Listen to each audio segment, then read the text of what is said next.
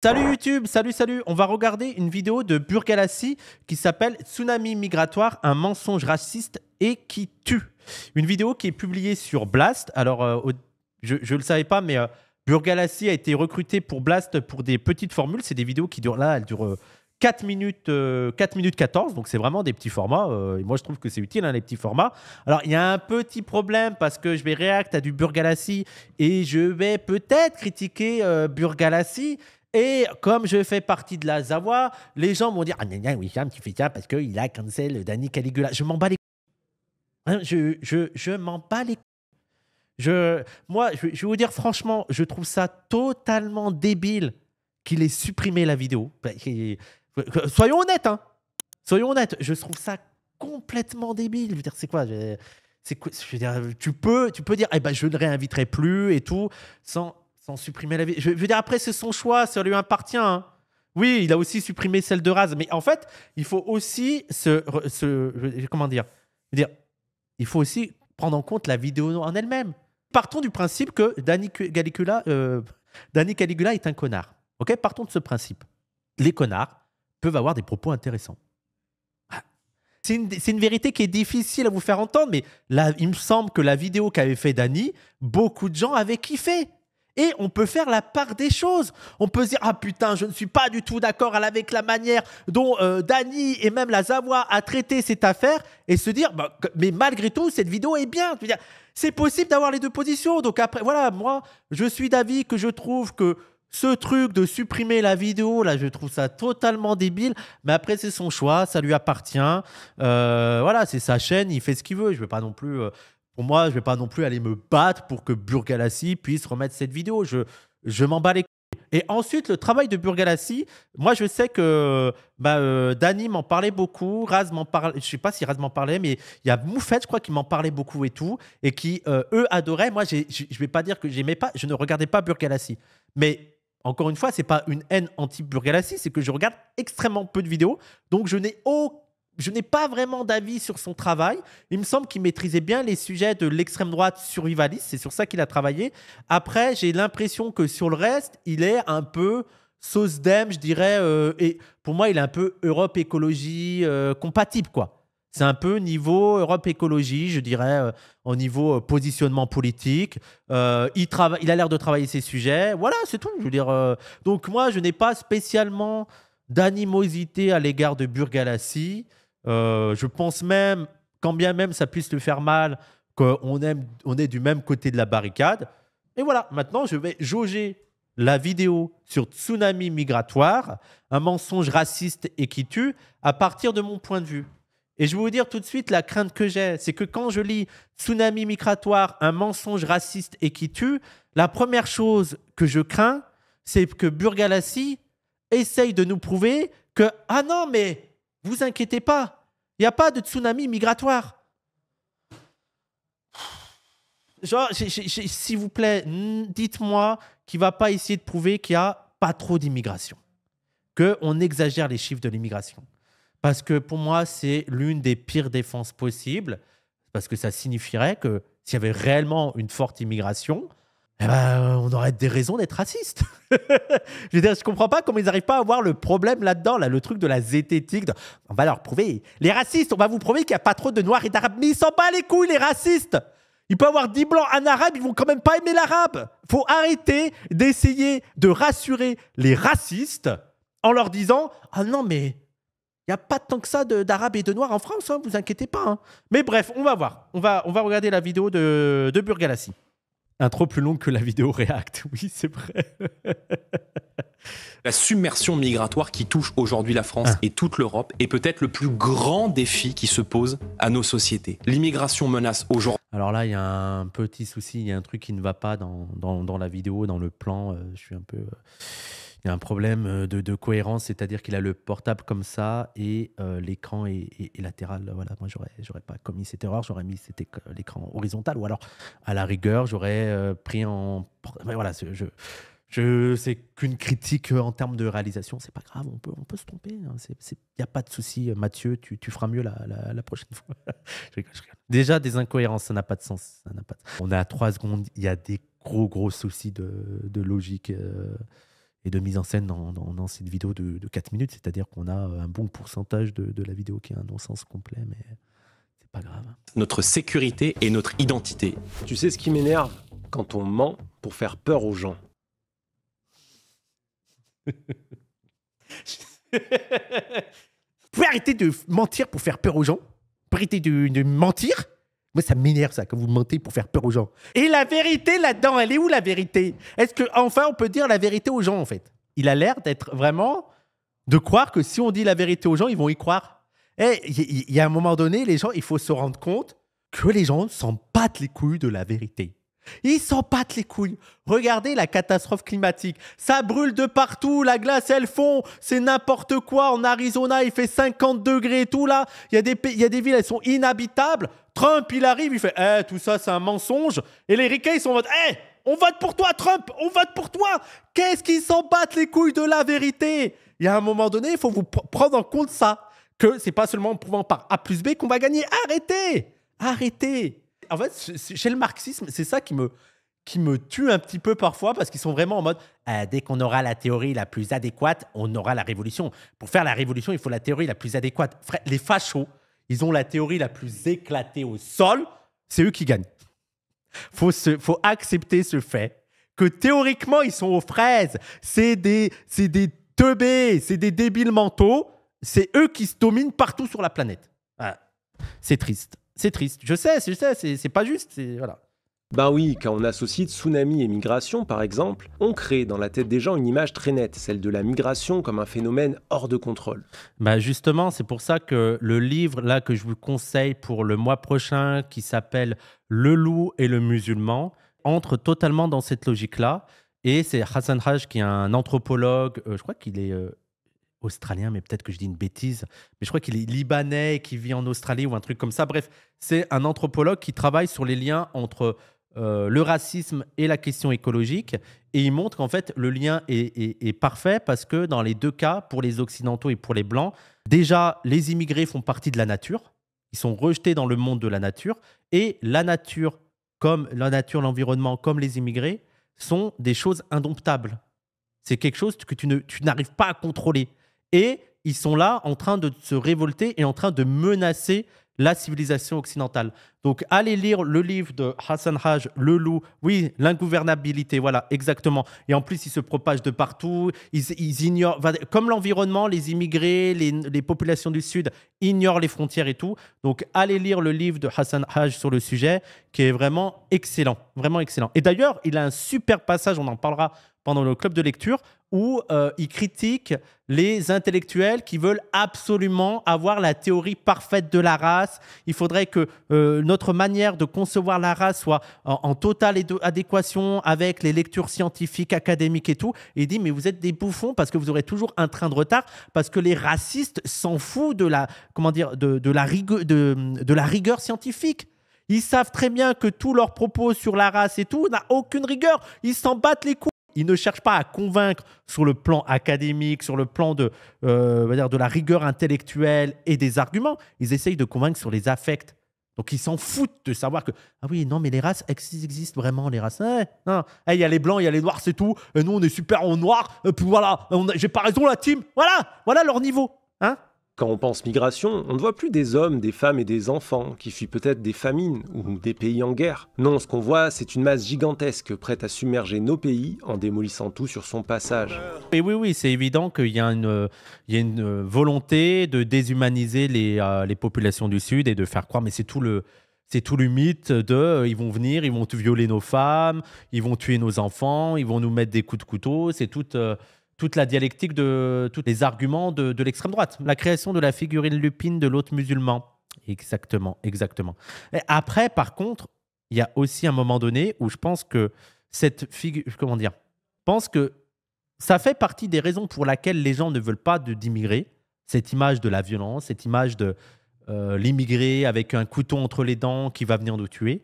Mais je pense aussi qu'ils ne veulent d'emblée pas de Noirs et d'Arabes. Et l'une des manières de justifier qu'ils ne veulent pas de Noirs et d'Arabes, c'est que mais si on les fait venir, ils sont violents. Toi, j'ai l'impression qu'ils essayent de se persuader de ça pour justifier le fait qu'ils soient contre l'immigration.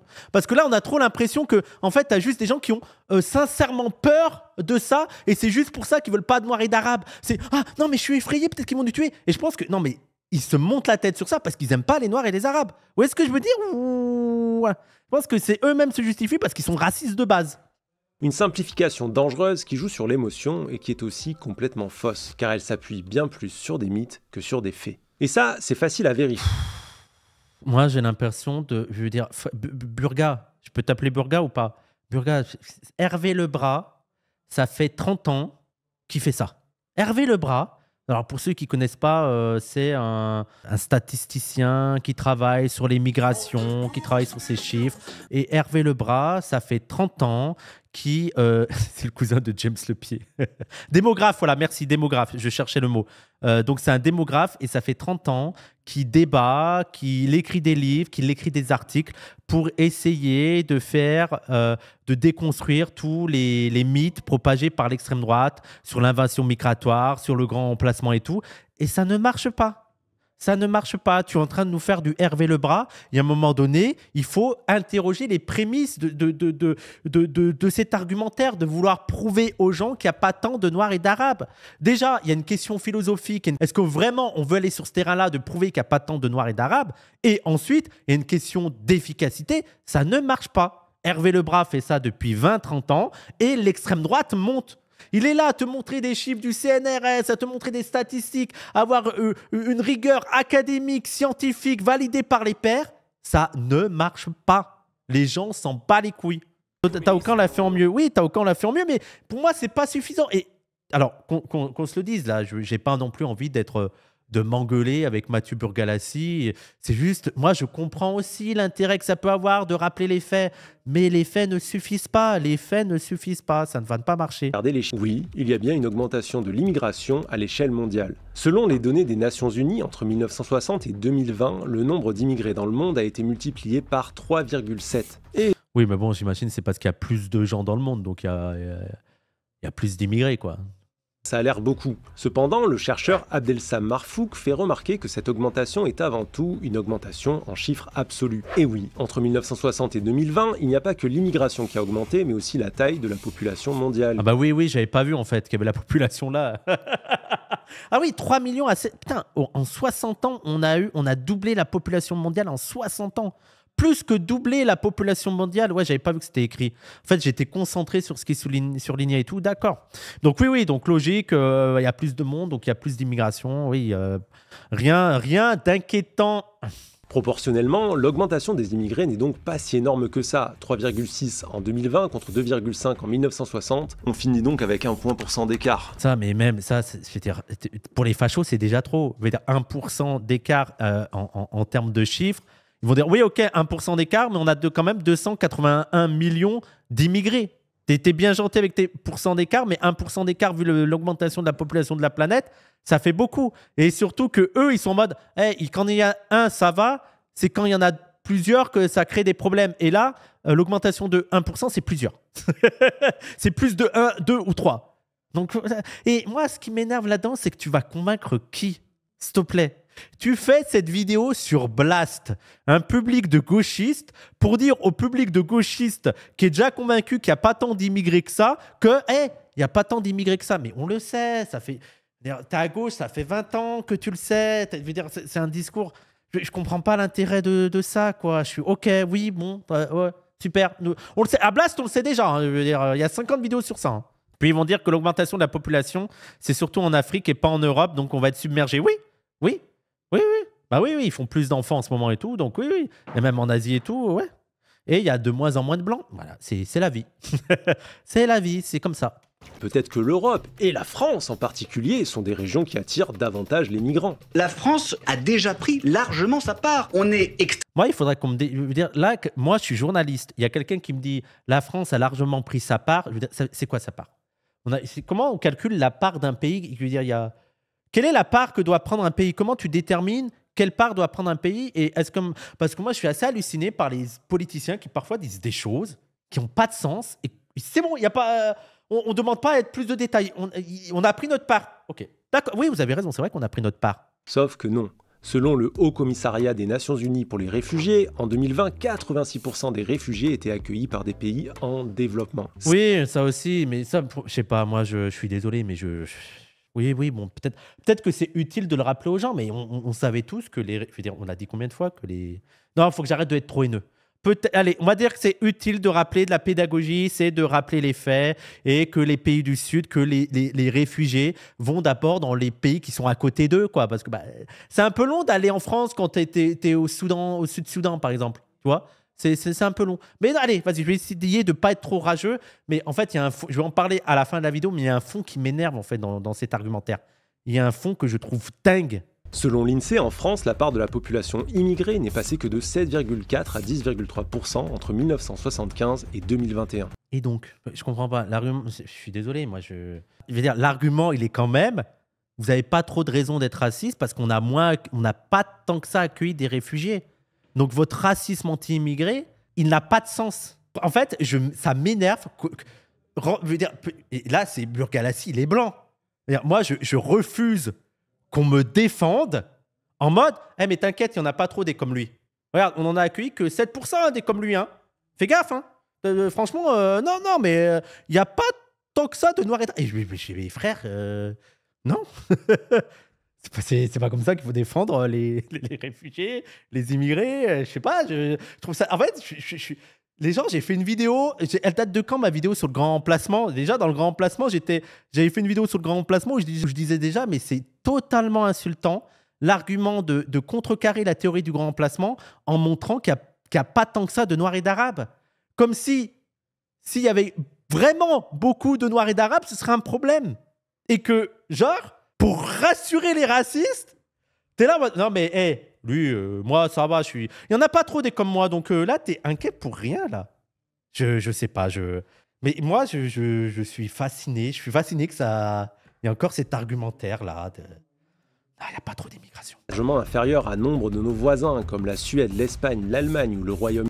Donc là, ça veut dire que, par exemple, l'Espagne ou les Suédois auraient plus de raisons d'être racistes que nous, c'est ça? Si tu prends la logique de contrecarrer l'argument raciste, l'argument du RN et des racistes en mode hey, il faut, là, il y a une vague migratoire, il faut qu'on agisse, et que pour contrecarrer ça, tu dis ah non, mais on n'accueille pas tant de personnes que ça, les autres, on accueille plus. Ça veut dire que les autres peuvent dire hey, vous avez vu, on accueille beaucoup plus que la France. Donc là, il faut serrer la vis. Hein. Il faut serrer la vis parce que là, il y a vraiment une vague migratoire. Regardez, la France, elle n'en accueille que 0,47%. Vous savez ce qu'on a, nous? Vous savez ce qu'on a, nous? Mais non, il dit ça parce que les racelards comparent souvent faussement avec les chiffres des autres pays. Mais les gens, en fait, il faut refuser cette prémisse de... C'est ça que vous ne comprenez pas. Quand les racelards disent « on accueille énormément d'immigrés », je ne cherche pas à dire « non, on en accueille tant que ça ». L'argument qu'à gauche, on doit avoir, c'est « et alors ?» Parce que aller dans le truc de « non, on n'en accueille pas tant que ça », surtout par rapport aux autres pays, c'est rentrer dans le terrain de « effectivement », ce serait un problème si on en accueillait beaucoup. Il faut contrecarrer ce discours, surtout que les gens, je vais vous apprendre une nouvelle, il va y avoir une explosion de réfugiés. Je ne sais pas si vous voyez, la catastrophe climatique, les risques de guerre et tout, les gens, il va y avoir de plus en plus de réfugiés. Et donc, à partir du moment où vous avez comme défense de dire « il n'y a pas tant de réfugiés que ça, il n'y a pas de vague migratoire » et qu'il risque d'arriver des catastrophes dans lesquelles, effectivement, il va falloir accueillir beaucoup de gens, ça va être quoi votre argumentaire pour dire « ah non, mais vous ne pouvez pas être raciste ». Il faut refuser ça, refuser le terrain de prouver qu'il n'y a pas trop d'immigrés. On est de gauche ou pas? Je ne comprends pas. Il faut refuser ce débat-là. Je m'en bats les couilles. Ouais, même 6%, même 7%. C'est bon, il y a assez d'argent pour tout le monde. Il y a assez de richesse pour tout le monde. Je m'en bats les couilles. Donc, comparer avec « oh, mais l'Espagne accueille plus que nous ». Et alors, qu'est-ce que je m'en bats les couilles que l'Espagne accueille plus que nous?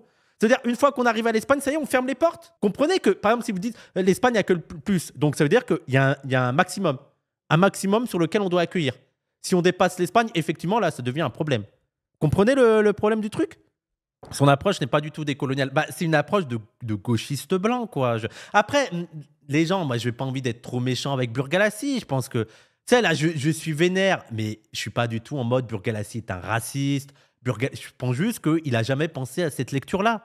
Il n'a pas pensé à la lecture qu'on a, nous, les décoloniaux, en mode, mais il faut refuser ce débat. Il faut décloisonner, il faut faire exploser ce truc. On s'en fout de savoir que le nombre d'immigrés qu'il y a. Donc moi, franchement, je pense qu'il a fait ça de bonne foi, Burgalassi. Moi, j'ai pas envie en mode, hey, je me tape Burgalassi, le raciste et tout. Non, je pense qu'il a voulu faire un truc qui pour lui était carré, avec des données, et d'essayer de rassurer les gens. Rassurer les gens de Blast, personne n'était inquiet. Je veux dire, les gens de Blast sont déjà convaincus. Mais il faut parfois les bousculer, cette gauche blanche, et dire, frère, c'est pas la bonne position à prendre sur la question de l'immigration. C'est pas le bon truc à prendre. Parce que nous, tu nous considères comme quoi? Nous, on est un chiffre à partir duquel notre présence devient plus acceptable. Si tu essaies de prouver aux gens qu'on n'est pas trop, c'est-à-dire qu'il y a bien un moment où on sera trop. Vous voyez ce que je veux dire? C'est une vidéo de debunk de 4 minutes. Bah oui, non, mais alors... Bref. Donc, vu que ça dure 4 minutes, on peut... faut pas critiquer le fond de la vidéo. Mais c'est dingue comment... Mais, vous voulez... Moi, je rage, mais... allez sucer la bite de Burgalassi ailleurs. C'est quoi cette folie? C'est quoi cette folie? C'est dingue. Vous avez une empathie avec certains, une manière de refuser la critique avec certains. C'est quoi ce délire? Mais en plus, je suis gentil. Je dis, bon, je pense qu'il n'a pas réfléchi à ça. C'est pas grave. Ah, c'est une vidéo de debunk de 4 minutes. Bah oui, mais le fond de la vidéo de debunk de 4 minutes est mauvaise. Et bah là, je debunk la vidéo de debunk. J'ai le droit ou pas? Oui, je fais le one guy. Il y a un problème. Il y a un problème ou pas? Je peux m'énerver? À voir si ça rentre dans une lecture plus globale dont la première étape est de déconstruire l'argumentaire raciste en jouant avec peut-être, Phyllis. Peut-être que plus loin, il va questionner le truc de est-ce que parler de taux d'immigration, c'est un intérêt? Est-ce que vraiment on doit se placer sur ce sujet-là? Est-ce qu'on doit se dire à partir de quelle immigration ça devient inacceptable? Tu vois, est-ce qu'on doit accepter les prémices du débat qui sont imposées par l'extrême droite? Parce que là, on est sur le terrain de l'extrême droite, à dire le nombre d'immigrés qu'il faut en France. En 2020, la Cour des comptes soulignait même dans un rapport que notre pays est parmi les plus restrictifs en termes de séjour. Il n'y a donc ni tsunami ni submersion migratoire. Ouf. On est rassurés. Et celles et ceux qui utilisent ces termes à des fins politiques ne font qu'agiter un fantasme qui se nourrit des peurs xénophobes. Un fantasme qui tue. Moi, ce qui m'inquiète là-dedans, je vais me répéter, mais c'est que les gens, vu la direction de l'ordre mondial, vu la direction des catastrophes écologiques, il va y avoir des régions du monde qui vont être invivables. Il va y avoir des tsunamis migratoires, je pense. Il y a des pays qui connaissent déjà des tsunamis migratoires. Et les gens, il va y avoir des gens qui vont fuir des situations invivables. Et malheureusement, c'est des populations du Sud parce que ce sont les premières touchées par les catastrophes climatiques, par les catastrophes de guerre. Ton argument sur le pas trop d'immigrés, c'est clairement de dire qu'il y a une limite à ne pas dépasser, donc c'est la validation des théories Rastard. Bah oui. Non, mais après, moi, je lui en veux pas. Ça veut dire ça fait 30 ans que la gauche est sur cette position-là de dire, vous inquiétez pas, il n'y a pas tant d'immigrés que ça. À dire que... Parce que c'est vrai aussi. En fait, ce qu'il veut dire, c'est que c'est vrai aussi que l'extrême droite exagère la présence d'immigrés en France. Elle exagère le flux migratoire. Elle exagère la présence de Noirs et d'Arabes. Sauf que pour contrer ça, il ne faut même pas essayer de... Il ne faut pas aller dans le terrain de non, il n'y en a pas trop. Il faut dire dans le terrain de et alors? Moi, à PDH, la réponse qu'on avait proposée au grand remplacement, c'est pas de prouver que le grand remplacement était faux, c'est de dire et alors, c'est quoi le problème? C'est quoi le problème s'il y a plus de Noirs et d'Arabes en France? Si pour toi, c'est un problème qu'il y ait de plus en plus de Noirs et d'Arabes en France, tu es raciste. C'est tout. Il n'y a pas à aller plus loin. Il n'y a pas à aller plus loin. Il n'y a pas à discuter. Si ça te dérange qu'il y ait de plus en plus de Noirs et d'Arabes en France, tu es un raciste. Voilà. Et d'ailleurs, moi, la question à poser pour savoir si quelqu'un est raciste ou pas en France, c'est de dire, est-ce que pour toi, la France restera la France si elle est à 50% noire et arabe? Si pour toi, la France n'est plus la France à partir du moment où elle est à 50% noire et arabe, c'est que tu as une vision raciale de la France, parce que la France, pour toi, doit être blanche, et donc tu es un raciste. C'est tout. Voilà, je ne vais pas plus loin. Moi, je serais très intéressé de savoir quelle est la part de la proportion de noirs et d'arabes acceptable en France. Malheureusement, si ces discours ne s'appuient que sur l'émotionnel, ils ont aussi des effets politiques très concrets. Parce qu'il y a aussi un truc qui me dérange là-dedans, c'est de faire croire que les gens ont juste peur. Et moi, je pense que les gens ont envie aussi de juste virer des Noirs et des Arabes. Hein. Là, il faut revenir sur la pulsion fasciste, la super émission qu'on a fait avec Cassandre et l'équipe de Trou Noir, Quentin Dubois et Michael Tempête. Allez la voir, elle est trop bien. Mais moi, je trouve qu'il y a une vision trop empathique sur les gens qui veulent virer les immigrés et de faire croire que c'est juste de la peur. Je pense qu'il y a aussi une volonté de dominer, il y a une volonté aussi de faire souffrir, il y a une haine aussi des Noirs et des Arabes.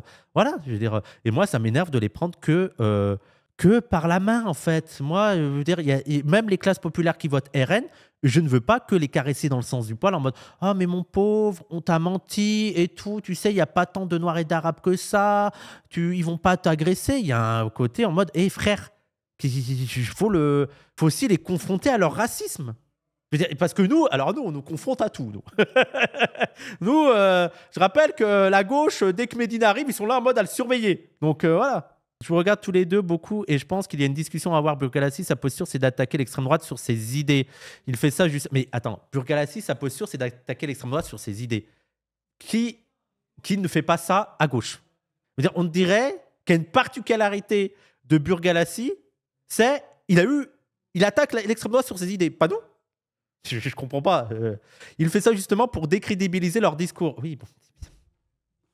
Nous aussi, je veux dire, je vois pas la. Non, mais peut-être que chez les décoloniaux, ce sont des thématiques abordées depuis longtemps, mais chez la majeure partie des petits blancs, je m'inclus dedans, c'est pas du tout quelque chose d'acquis. Mais nous, c'est ce qu'on fait. Et on va même plus loin dans le débat d'idées. On dit que ce débat-là sur le nombre d'immigrés en France, on ne veut pas l'avoir, c'est un débat raciste. Donc on est aussi sur le débat d'idées. Il n'y a pas une. Je veux dire, on dirait lui. Non, mais vous êtes. Ça veut dire que nous, on fait quoi? La dernière fois que j'ai vu quelqu'un parler de Wissam dans son chat, il s'est fait ban. Bonne chance. Ah bon, il m'aime pas, moi? Vous pensez qu'il m'aime pas? Mais je pense qu'il me regarde pas, je pense qu'il s'en fout. Je pense qu'il me met dans le truc de la Zawati, mais que voilà, je suis banni pour ça. Mais je pense pas qu'il y ait spécialement un truc sur moi, quoi. Association. Oui, voilà, je suis de la Zawa et puis c'est tout, quoi. Voilà, je pense pas qu'il s'intéresse à mon travail ou. Il s'intéresserait à mon travail, il aurait vu ma vidéo sur le grand remplacement, il n'aurait pas sorti cette vidéo, c'est tout ce que je dis, c'est tout ce que je dis, parce que je le disais déjà en 2022, c'est tout. Beaucoup de gens le défendent car en regardant ses streams, il n'y a pas de doute sur sa lutte antiraciste. Mais encore une fois, depuis le début, je dis que je ne doute pas de sa sincérité. Et même si j'ai un ton parfois qui m'énerve, je pense que Burgalassi fait ça par manque de connaissance des théories antiracistes, par manque de connaissance des théories décoloniales, et non par racisme. D'ailleurs, je voudrais noter que j'ai quand même beaucoup plus de mal, moi, en tant comme arabe musulman, de critiquer Burgalassi quand il vient sur mes sujets, pas seulement sur les sujets que je travaille, mais sur les sujets dont je suis victime, que si une meuf critiquait Burgalassi sur le féminisme. Je tiens juste à le dire. Ça va faire plus de polémique. Je veux dire, parce que toujours le truc du premier concerné sur le racisme, on s'en bat les couilles. Hein. On s'en bat les couilles. Là, ça me suce moi la bite. Hein. Ouais. Voilà, je dis juste. Non, Wissam, tu comprends pas ce qu'il veut dire Burgalassi, frère. Ouais. Là, il y aura une petite meuf qui aura dit oh, Burgalassi sur ça. Vous aurez dit oui, t'as raison. Oui, t'as raison. Arrêtez. Et encore une fois, moi, ça m'énerve parce que je suis plus énervé contre certains du chat, alors pas tout le chat, contre certains du chat, que contre Burgalassi. Encore une fois, sincèrement, je pense que Burgalassi pense bien faire et je ne pense pas du tout aussi que ce soit totalement inutile de refaire un peu du debunk. Moi, je dis debunk. De débunker des trucs, de rappeler les faits et tout, mais je pense qu'il ne faut pas s'arrêter là et il faut aussi se questionner sur le fond du débat. Est-ce que c'est vraiment un débat sur lequel on veut aller? Mais encore une fois, je pense que Burgalassi fait ça parce qu'il n'a pas eu connaissance de nous, ce qu'on dit sur ces questions-là. Lançons le Arab boss pour compenser le girl boss. Encore une fois, pour moi, Burgalassi est un camarade. Hein. Sur la question antiraciste, je pense que c'est un camarade. Après, peut-être que aussi, je ne sais pas, vous le connaissez peut-être plus que moi, peut-être que Burgalassi est un SOSDEM qui pense qu'il faut qu'il y ait des frontières, qui pense qu'il faut quand même un minimum. Oui, il faut accueillir des réfugiés, mais il faut quand même préserver l'état social actuel. Et que peut-être, mais je ne pense pas. Je pense qu'il est plutôt dans notre sens à nous, ou dans l'idéal, il n'y a plus de frontières, quoi. J'imagine. Non, il est plus radical. Oui, moi, je pencherais plus sur le truc plus radical et qu'il serait pour la fin des frontières. Ça, le contraire m'étonnerait vraiment. Il est clairement anticapitaliste. Pas dans cette vidéo, juste voilà. Mais non, mais franchement, je pense que c'est juste qu'il n'a pas. Il n'a pas lu les critiques des coloniales sur cet angle d'attaque et c'est pour ça que, par exemple, vous ne me verrez jamais faire l'éloge de Hervé Lebras. Mais Hervé Lebras, les gens, c'est exactement le même souci que Burgalassi. Hervé Lebras, je pense sincèrement qu'il est antiraciste. Il ne voit juste pas que son angle d'analyse et son angle d'attaque contre les idées d'extrême droite est pourri dès le départ.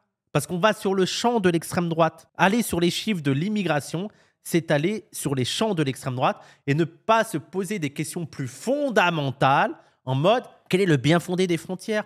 Quel est le bien fondé de cette question d'immigration ? Est-ce qu'au contraire, une politique de gauche, ce ne serait pas de dire on accueille tout le monde ? Il y a du travail pour tout le monde, il y a un partage des richesses à avoir, il y a des gens qui souffrent, il faut les accueillir et puis c'est tout. On s'en fout du nombre de personnes qu'il y a plutôt que d'essayer de dire non, c'est pas trop. C'est une vidéo de 4 minutes aussi, donc je ne sais pas si on peut s'attendre à quelque chose d'approfondi. Oui, non, mais encore une fois, les gens, elles peuvent durer 4 minutes ou 40 minutes. Le fond, il y a un problème là-dedans. Mais c'est pas. Encore une fois, mais ça, c'est aussi parce que pour vous, on peut critiquer quelqu'un en disant je ne suis pas d'accord avec cette ligne-là, quoi. C'est tout. D'ailleurs, c'est ce que j'ai beaucoup aimé avec la discussion sur la brève histoire de la transmisogynie. On sent que Myrena Al-Sharif ou même Anna, parfois, avaient des critiques à faire à l'égard de la position qu'ont pu tenir PDA sur certains trucs, sans que ce soit en mode faut les cancel, sans que moi, ça m'a fait du bien. Ah, mais ça m'a fait du bien qu'on puisse au moins avoir en mode je suis pas trop d'accord avec ça, je pense que ça, c'est une mauvaise lecture de ça. Moi, j'aurais plutôt cette lecture-là, je pense que vous vous trompez sur ce sujet. Et voilà, ça fait du bien qu'on puisse au moins avoir cet échange-là de oui, putain, c'est pas, on n'est pas d'accord, on s'écharpe sur la place publique, on peut avoir des désaccords, quoi, et de manière respectueuse. Et là, moi, je pense qu'il y a un désaccord de manière respectueuse avec Burgalassi. 22 000 morts, aucune opération de sauvetage depuis 10 ans. Un navire régulièrement empêché de se ravitailler ou de quitter les ports suite à des pressions venues de politiques qui agitent justement le fantasme du tsunami migratoire. Ouais, mais moi, je suis d'accord, mais ça, tu vas convaincre. Moi, sincèrement, je ne vois pas un droitard regarder cette vidéo et se dire « Ah oui, il a raison, je ne savais pas les chiffres, c'est vrai. » Et même sur les morts à la Méditerranée, tu peux multiplier les chiffres. Les gens s'en battent les couilles. Les gens s'en foutent que les Noirs et les Arabes meurent.